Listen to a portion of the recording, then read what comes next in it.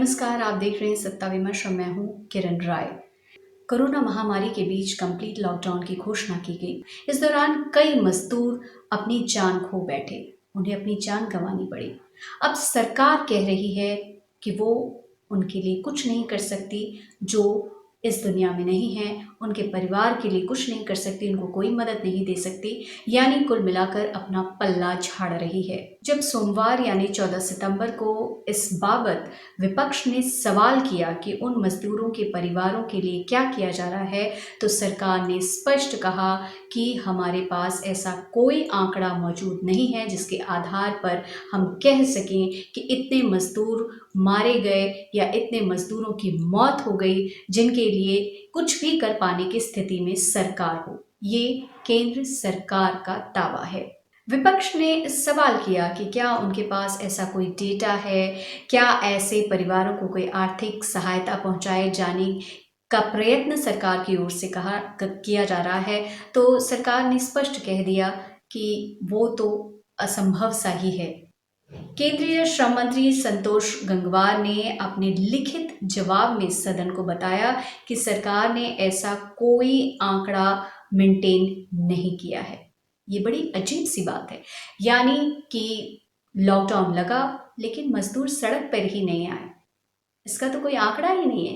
इसका स्पष्ट सा मतलब है कि मजदूर तो फिर मरा ही नहीं। प्रवासी मजदूर की, किसी प्रवासी मजदूर की, उसके परिवार की जान गई नहीं, बल्कि उस दौरान हमने देखा कि किस तरह से इन्हें अपनी जिंदगी को बचाने की जद्दोजहद करनी पड़ी। केंद्रीय श्रम मंत्री संतोष गंगवार ने अपने लिखित जवाब में सदन को जो बताया है वो मैं आपको बता देती हूँ। उन्होंने कहा है, सरकार ने ऐसा कोई आंकड़ा मेंटेन नहीं किया है। ऐसे में प्रवासी मजदूरों की मौत या उनको दिए जाने वाले मुआवजे का तो सवाल ही नहीं पैदा होता। कितनी अजीब सी बात है ये। सरकार की तरफ से इस तरह का बयान प्रवासी मजदूरों पर मोदी सरकार की चुप्पी की ओर इशारा करता है। उनके लिए, उनके परिवार पर ये किसी हथौड़े के प्रहार से कम नहीं है। इस बात पर दिग्विजय सिंह, जो कांग्रेस के नेता हैं, उन्होंने क्या कहा वो भी हम आपको बता देते हैं। उनका जो बयान है मैं शब्दशः बता रही हूँ आपको। उन्होंने कहा, ये हैरान और परेशान करने वाली बात है कि श्रम मंत्रालय कह रहा है कि उसके पास प्रवासी मजदूरों की मौत पर कोई डेटा नहीं है। ऐसे में मुआवजे का कोई सवाल ही पैदा नहीं होता।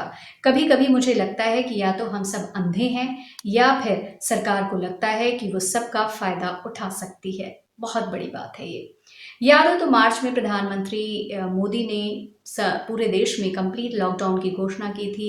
उसके बाद की स्थिति हम सभी को पता है। मजदूर अपनी जान बचाने के लिए, क्योंकि उनके पास पूरे महीने का राशन नहीं था, उनके पास काम नहीं था, तो वो सड़क पर उतर आया और अपने घर की ओर जाने लग गया। और उस दौरान हमने देखा कि कई मजदूर सड़क पर मरे, कई मजदूर ट्रेन से कट कर मरे और कई मजदूर तो जब बाद में ट्रेन चालू हुई तो ट्रेन के भीतर ही मर गए, भूखे प्यासे।